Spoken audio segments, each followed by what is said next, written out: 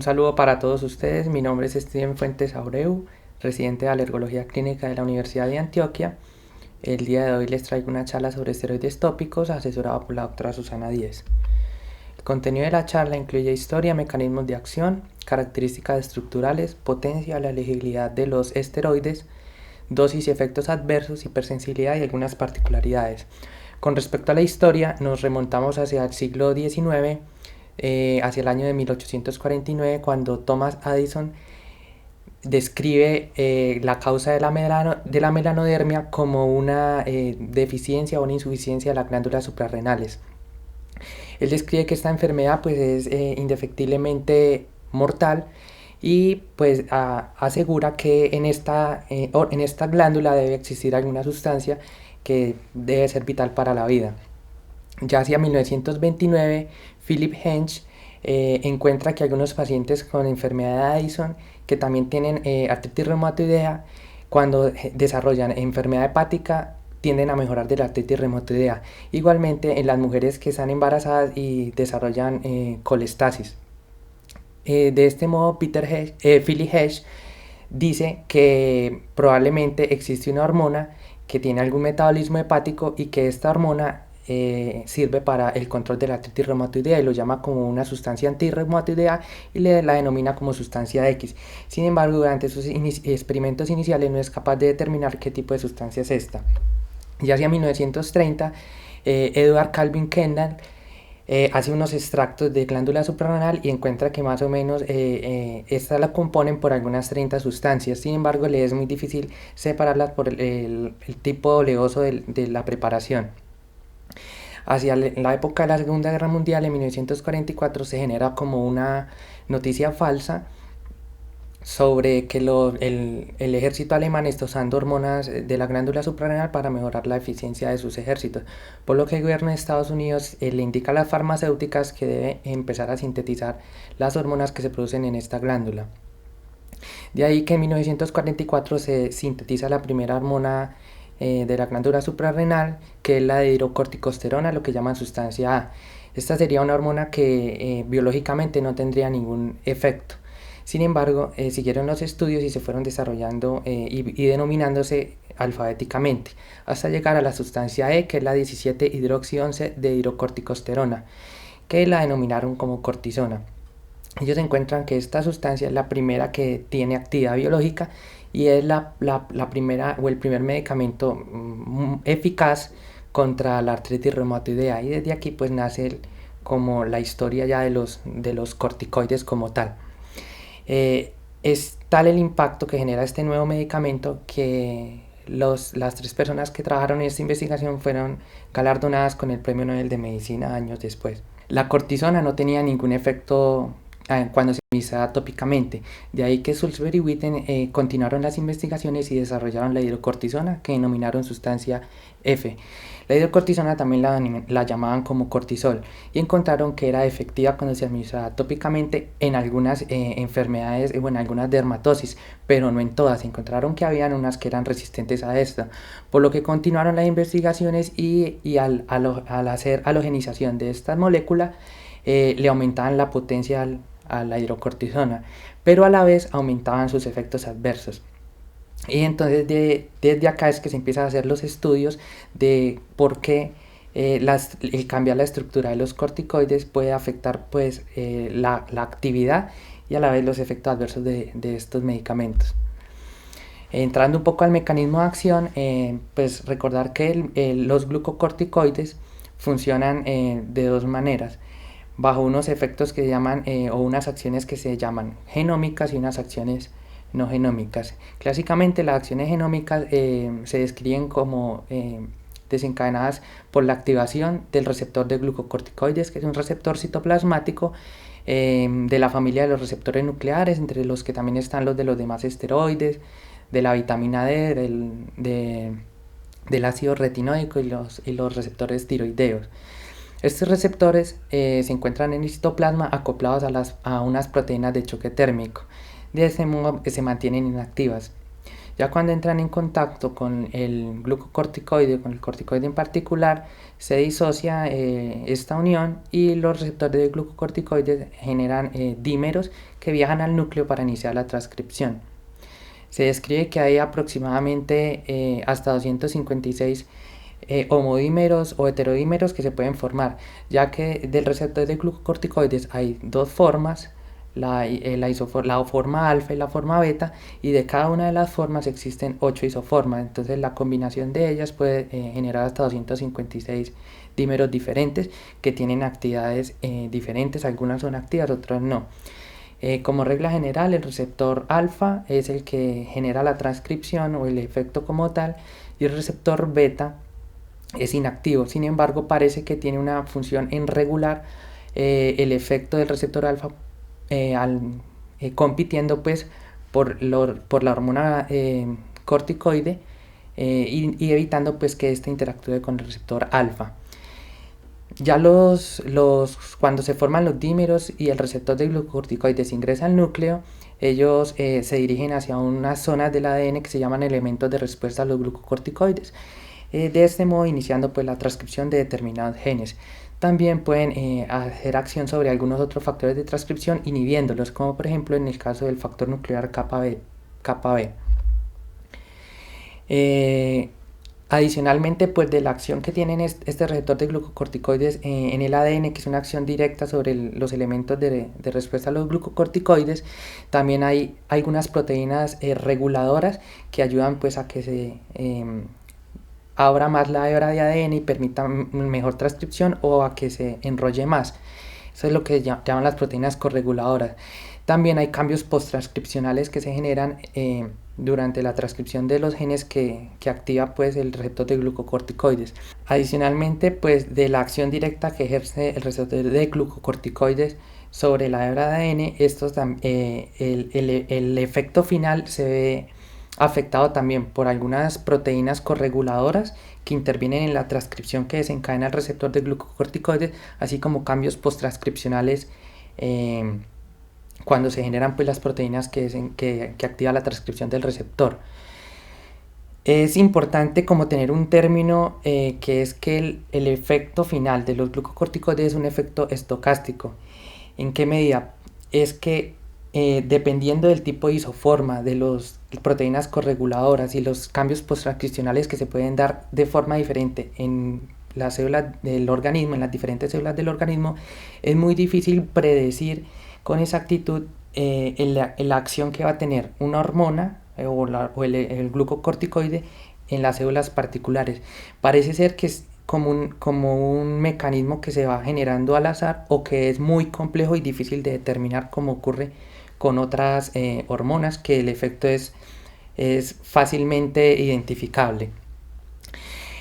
Adicionalmente, pues tener en cuenta que los glucocorticoides pueden ejercer efecto en hasta un 10 a un 20% de los genes con los que cuenta una célula, que en el caso de nosotros nos va a importar los genes que actúan sobre proteínas del sistema inmune, como los de las citoquinas proinflamatorias, la interleuquina 1, interleuquina 1 beta, interleuquina 6, la 8 y la 12.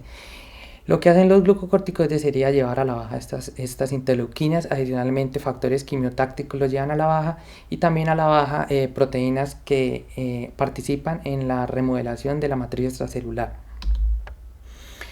Quiero traer esta diapositiva que me parece interesante, ya que se ha visto que el receptor de glucocorticoides tiene una actividad compartida con una proteína que se llama BlockMval.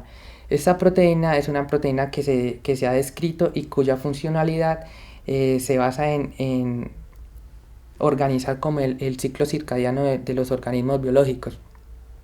Se ha visto que esta proteína pues lo que induce es a que el receptor de glucocorticoides se fosforile y no tenga acción. Entonces se ha demostrado que cuando se hacen los picos de cortisol normalmente en el cuerpo humano, que es en horas de la mañana, esta proteína ClockMval interactúa con los receptores e impide que se genere su efecto, por lo que se describe que las acciones de los glucocorticoides se dan de mejor manera, o los efectos finalmente se potencian en horas pues vespertinas, cuando la proteína CLOC-mVal se encuentra temporalmente inactiva.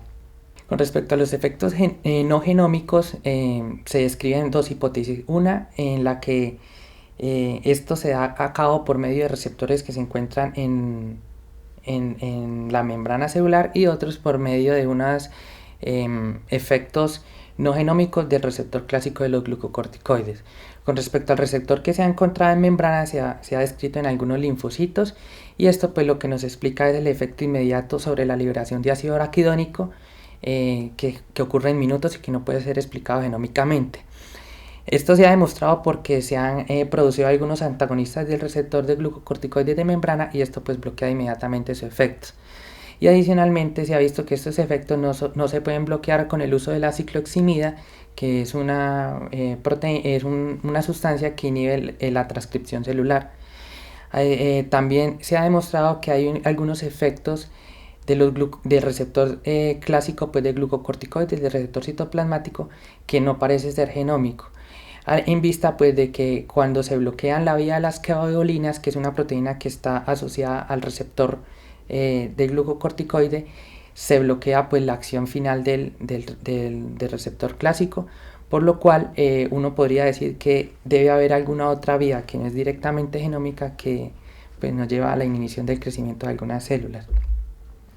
Particularmente para la piel, las acciones moleculares nos llevan como a unos efectos clínicos que ya están descritos que hacen los corticoides en la piel, que serían efectos antiinflamatorios, antiproliferativos, inmunomoduladores y vasoconstrictores. Básicamente todos los corticoides generan estos efectos y por las mismas vías o por los mismos mecanismos de acción. Sin embargo, el efecto clínico va a ser diferente, ya sea dependiendo de la estructura como tal del corticoide, lo que va a alterar finalmente pues, su disponibilidad en la piel. Adicionalmente, el tipo de presentación en la que está el fármaco y las características cutáneas también nos van a afectar el efecto final que se va a obtener en el paciente. Para hablar un poquito de la estructura de los glucocorticoides, pues esta se compone principalmente por un anillo de ciclopentano perhidrofenantreno, que después es la molécula base. Acá tengo un ejemplo de la hidrocortisona, donde se muestra que la adición de un hidrógeno en el grupo 9 es lo que nos permite generar el efecto cutáneo. Sin embargo, la hidrocortisona es fácilmente metabolizada en la piel, por lo que los esteroides se deben halogenizar colocándole un átomo de flúoro de cloro, ya sea en la posición 6 o la posición 9, para que sean un poco más resistentes al metabolismo cutáneo y de este modo aumentarle la potencia, como ocurre por ejemplo en el caso de la dexametasona, la triamcinolona y la betametasona.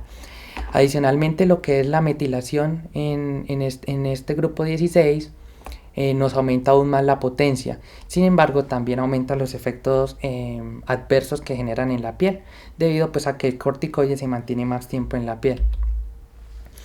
Adicionalmente, adicionándole algunos grupos en las cadenas 16, en la cadena 17, que sería la 16 o la 17, se aumenta la penetrabilidad del esteroide, como en el caso de la fluticasona, que pues permite que difunda más en la piel y de este modo pues mejorar como su potencia. Sin embargo, en los últimos años se han desarrollado algunos esteroides que lo que buscan es equilibrar una potencia adecuada, evitando así los efectos adversos, como lo que se busca es agregándole unas esterificaciones a las moléculas de los corticoides para permitir que se metabolicen los corticoides antes de pasar a la circulación sistémica y de ese modo pues disminuir los efectos sistémicos que pudieran causar estas moléculas.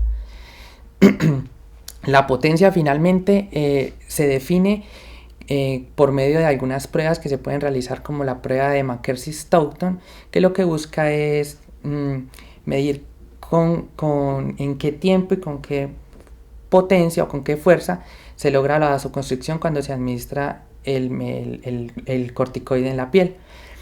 Se ha encontrado que existe una correlación directa entre los efectos biológicos o los efectos antiinflamatorios del corticoide con los efectos vasoconstrictores. Por medio de este método de blanqueo de McKelvey-Stoughton se puede medir la potencia de los corticoides en leve, moderada, alta o super alta, que es más o menos clásicamente como se conoce la potencia de los esteroides. Sin embargo, como ya les había dicho antes, los corticoides también, o la potencia de los corticoides también puede ser afectada por otras cosas aparte de su estructura como tal. Y ahí entonces tenemos que, por ejemplo, el vehículo, el grosor, la integridad cutánea o el método de aplicación intervienen mucho. ¿Por qué estas variables afectan la potencia de los corticoides tópicos? El fundamento es porque lo que se afecta es la biodisponibilidad, y se ha demostrado que a más biodisponibilidad en el estrato, en las capas de la piel, pues aumenta la potencia, y esto se puede determinar por varios métodos como las cámaras de Franz, de células de Franz, el decapado de cinta, la microdiálisis y el aislado de la piel. La primera prueba es la colocación de una membrana cutánea, que es una prueba pues in vitro, y lo que se busca es determinar cuántos metabolitos del corticoide que se aplican pasan a la otra cámara, y de este modo pues uno define que la penetrabilidad del corticoide. También se han usado aislados de piel, que pues lo que le permitiría a uno es ver variables que no tienen en la cámara, como por ejemplo la circulación. Y hay otras que ya son in vivo, que ya son más dispendiosas, que sería la microdiálisis, que es la inserción de una sonda a través de la piel y la administración del corticoide y la recolección de los metabolitos para pues finalmente el análisis de estos y determinar con qué capacidad es capaz de entrar el corticoide. Y el decapado de cinta lo que busca es evaluar la velocidad con la que el corticoide penetra en el estrato córneo. Lo que se mira es aplicación de diferentes tiempos del corticoide, y se retiran las capas de la piel y se determina en qué concentración queda el corticoide adherido a las células del estrato córneo. Con respecto a los vehículos, se han desarrollado varios y lo que se busca pues es aumentarle o disminuirle la potencia.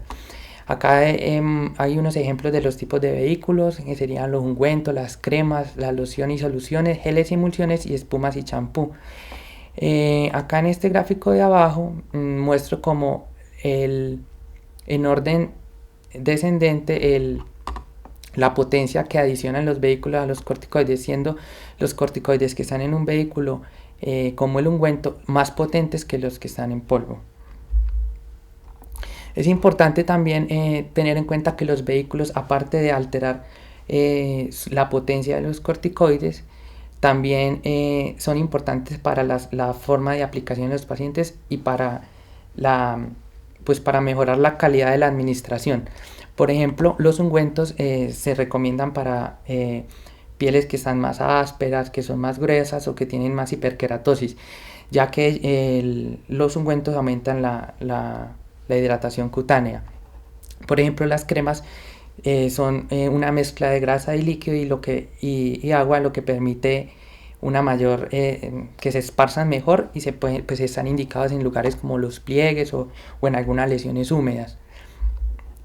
Por ejemplo, los geles, que son unas sustancias gelatinosas que se secan rápidamente sobre la piel, son más indicadas en lugares pilosos o en dermatosis más agudas. Las soluciones que están en unos vehículos alcohólicos se pueden usar en lesiones exudativas. Sin embargo, hay que tener en cuenta que al estar en un vehículo de alcohol pueden generar irritación directamente. Hay otras cosas que afectan la potencia, sería el tipo de piel donde se administra el corticoide. Acá, por ejemplo, esta tabla muestra que comparando, suponiendo pues que se absorbe el 100% del esteroide en el antebrazo, cuando se compara, por ejemplo, la aplicación del mismo esteroide en la piel, tiene hasta 13 veces más absorción. Aunque en esta tabla no sale, por ejemplo, en pieles tan delgadas como las del párpado o el escroto, la absorción puede llegar hasta 300 veces más. También, dependiendo de la patología, los esteroides pueden o no tener la potencia o ejercer la potencia indicada. Por ejemplo, hay patologías que son muy sensibles a los esteroides, como la dermatitis atópica, la dermatitis seborreica, por poner unos ejemplos. Mientras que hay otras patologías como el prurito nodular, la alopecia, los queloides, que son muy resistentes a los esteroides, y básicamente los corticoides tópicos pueden no funcionar y ya requerirían pues la administración intracutánea. La hidratación de la piel puede aumentar hasta 10 veces el efecto de los corticoides, por lo que uno podría recomendar la aplicación de estos después de un baño, cuando la piel está más humectada, para aumentarle pues la efectividad a si pues fuera la intención del médico tratante.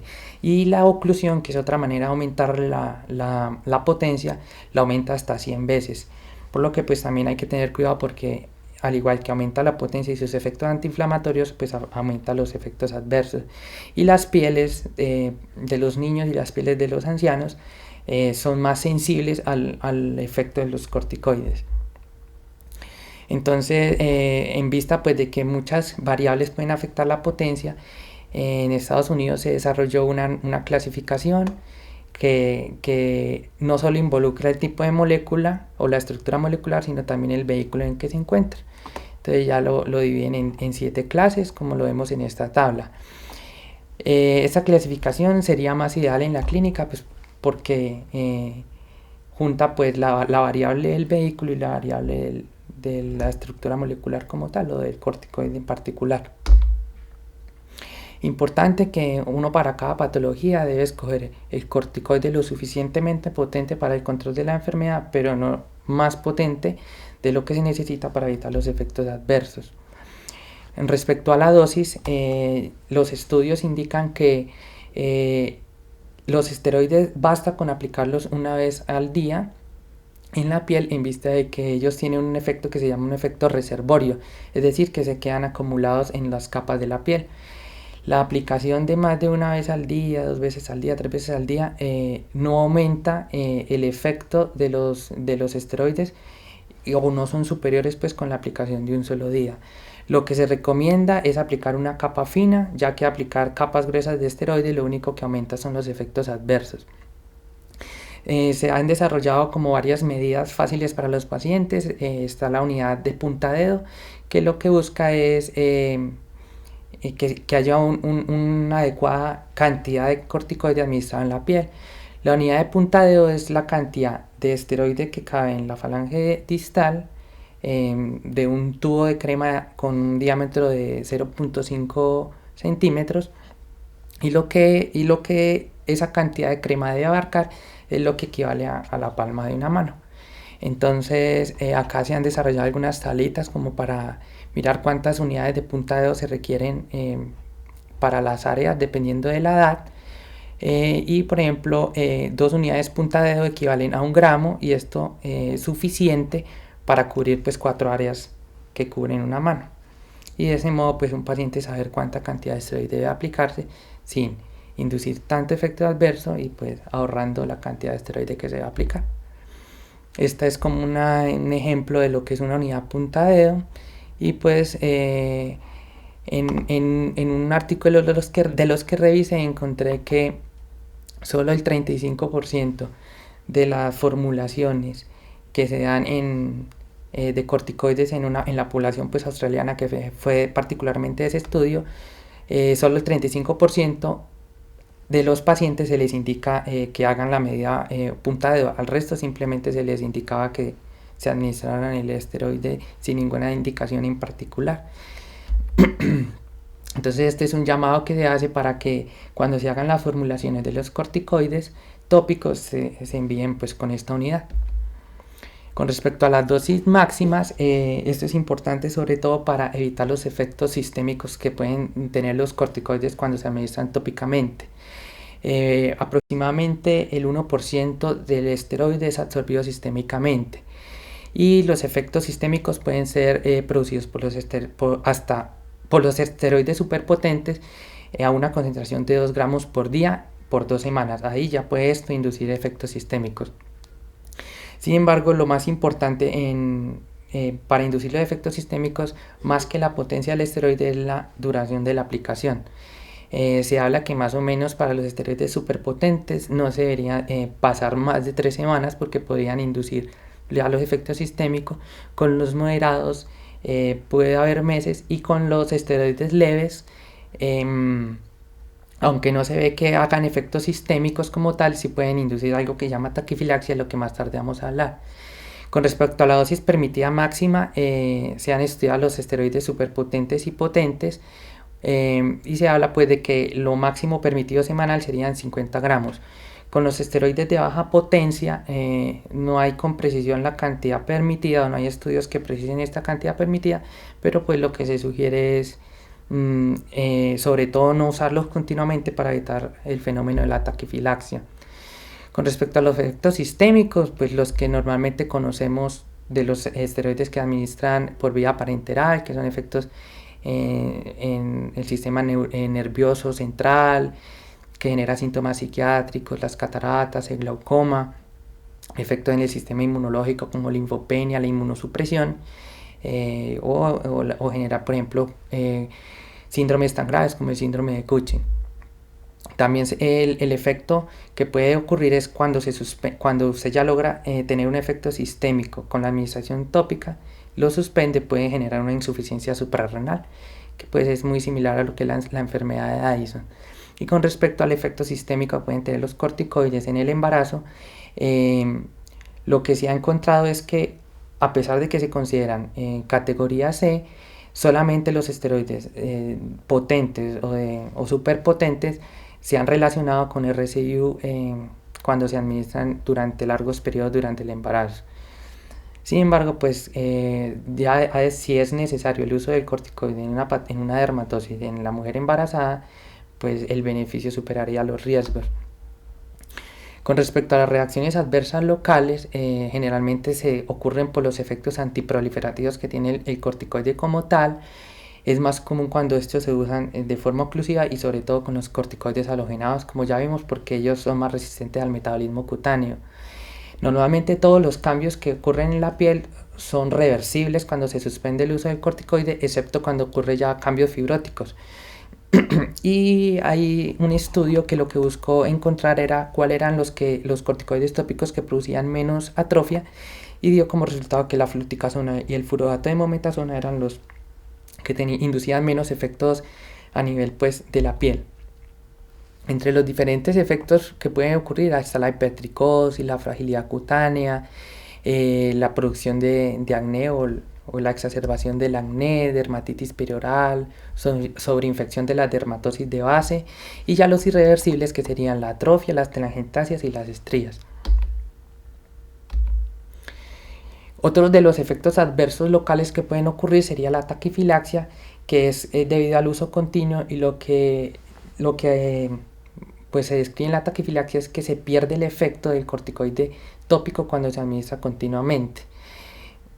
Hay un síndrome que se denomina de rostro dañado dependiente por esteroides tópicos, que es cuando se generan ya unas manifestaciones crónicas a nivel de la piel de la cara cuando se usan esteroides de alta potencia. Entonces se genera eritema, hipertricosis, exacerbaciones del acné y las dermatitis periorales. Hay otros efectos locales, como el síndrome de abstinencia de esteroides, que es importante tenerlo en cuenta, ya que ocurre en los pacientes que usan crónicamente los esteroides, particularmente los de alta potencia, y lo que ellos manifiestan es que cuando suspenden el esteroide tienen unos síntomas que particularmente, o los esenciales que deben existir, sería que haya prurito y eritema. Hay otros signos que nos ayudan a nosotros a identificar este síndrome de abstinencia de esteroides, que serían los antecedentes de atopia, que los esteroides sean usados en cara, que presenten un dolor urente cuando suspenden el esteroide, una exfoliación excesiva, piel supurante, y algunas manifestaciones semiológicas que las vamos a ver acá, como serían la manga roja, la cara en faro y las arrugas en elefante. Estas son manifestaciones semiológicas que nos harían pensar en el síndrome de abstinencia a esteroides. Esto es importante tenerlo en cuenta porque los pacientes, como presentan los síntomas cuando suspenden el esteroide, tienden a usarlo de una manera indefinida, llevando pues a manifestaciones cutáneas ya irreversibles como las estrías o las telangiectasias. Es importante educar al paciente sobre este síndrome, ya que su tratamiento es simplemente manejarlo con hidratación y suspender el esteroide, ya que estos síntomas son transitorios y finalmente pues terminan desapareciendo. Con respecto a la alergia a los esteroides tópicos, hay diferentes series o estudios que indican que más o menos puede ser de 0.2 al 6%, en algunas otras series puede llegar hasta el 13% de las formulaciones de alergia a esteroides. Este es un diagnóstico difícil de hacer, ya que normalmente más que por parte de los médicos se piensa en una alergia, se piensa más en una exacerbación de la patología de base. Es importante pues tener como dos cosas en cuenta para sospechar este diagnóstico. Uno es que tenga una dermatosis que venía mejorando y de repente ya el esteroide no le hace ningún efecto. O la otra es una dermatosis que a pesar del uso del esteroide empeora en sus manifestaciones clínicas. Se han dividido los esteroides tópicos en 4 grupos, sobre todo como para uno poder definir cuáles son las reactividades cruzadas que pueden haber entre los grupos debido a sus similitudes estructurales, que son los grupos que tengo acá. Fisiopatológicamente lo que se dice sobre la alergia a los esteroides es que la molécula de ciclopentano peridofenantreno, cuando se esterifica en el carbono 21, eso permite que hayan unos clivajes por medio de las esterasas de los corticoides y eso permite que ellos se unan a los aminoácidos de arginina de las células pues, que están en la piel, y esto hace que se genere como un mecanismo de apteno transportador y pues ya induce la respuesta alérgica. Es importante tener en cuenta también que no únicamente el esteroide es el que puede llevar a alergia, sino también algunos componentes como pues algunos excipientes. Este es un estudio que lo que buscaba determinar era cuántos de los productos o de los excipientes que pueden generar alergias se encontraban en los corticoides tópicos. Se encontró que el más común, que hasta en un 56% de las preparaciones de esteroides tópicos podían contener propilenglicol, y el propilenglicol puede representar hasta el 4% de las reacciones pues, positivas en una prueba de Parche. Entonces, pues tener en cuenta cuando se sospeche la alergia a los esteroides, también hacer baterías estándar ampliadas para pues, determinar si es una alergia no al corticoide, sino a alguno de sus excipientes. Este es un estudio que lo que buscó fue determinar el efecto que tenían los esteroides sobre la prueba de descalificación del prick test. Lo que hicieron fue tomar pacientes sanos, se les administró betametasona por 10 días y lo que se buscaba era determinar el tiempo en el que el esteroide seguía haciendo efecto o inhibía pues, la prueba de prick. Se encontró que 3 días era suficiente que con suspender 3 días el esteroide era suficiente para realizar ya una prueba de prick con confiabilidad. Y se encontró que la prueba de histamina se inhibía solamente por 1 día y medio tras el uso de esteroides, lo que lleva a concluir que el uso del control positivo de histamina para definir si la prueba cutánea es válida no es adecuada cuando se usa un esteroide, porque el efecto de la histamina solo se bloquea por 1 día y medio, mientras que el efecto de los alérgenos normales se bloquea por 3 días. Entonces lo que se recomienda es suspenderlo por 3 días y no fiarse porque la prueba de histamina salga positiva. Este es un artículo bien interesante, una revisión sistemática que lo que busca era determinar los efectos adversos sistémicos que podían tener los esteroides tópicos, sobre todo los de alta potencia, cuando se administraban en niños menores de 2 años. El estudio tomó aproximadamente 11 ensayos clínicos y lo que busca era comparar los efectos adversos cuando se usaban cabeza pues a cabeza los esteroides contra un humectante o contra el vehículo como tal. Lo que se encontró era que las reacciones adversas cuando se usaban los vehículos o los humectantes eran muy similares y que obviamente era más efectivo para el control de la dermatosis de base el uso de los esteroides tópicos. Los diferentes estudios fueron llevados con uso de esteroides desde 7 días y algunos otros hasta 140 días, lo que pues nos da un poco de peso. Se estudió la insuficiencia suprarrenal o la supresión suprarrenal secundaria al uso de los corticoides tópicos de alta potencia y se encontró que hasta el 3% de los niños podían tener esta supresión suprarrenal manifestada pues, por pruebas de laboratorio. Sin embargo, ninguno de estos niños tenía síntomas. O sea, parece ser que a pesar de que si haga un efecto sistémico, este no es relevante clínicamente. El estudio tiene un problema y es que no se logró determinar adecuadamente si esos niños todos eran menores de 2 años, porque algunos tenían niños mayores de 2 años. Entonces queda como la duda aún al respecto. Esto es como ya lo que les venía diciendo de la supresión del eje en niños.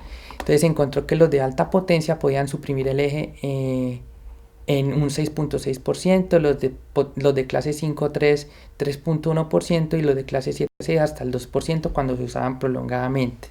Sin embargo, una vez se suspendía el medicamento, pues la supresión suprarrenal se revertía completamente y los niños pues ninguno tenía síntomas.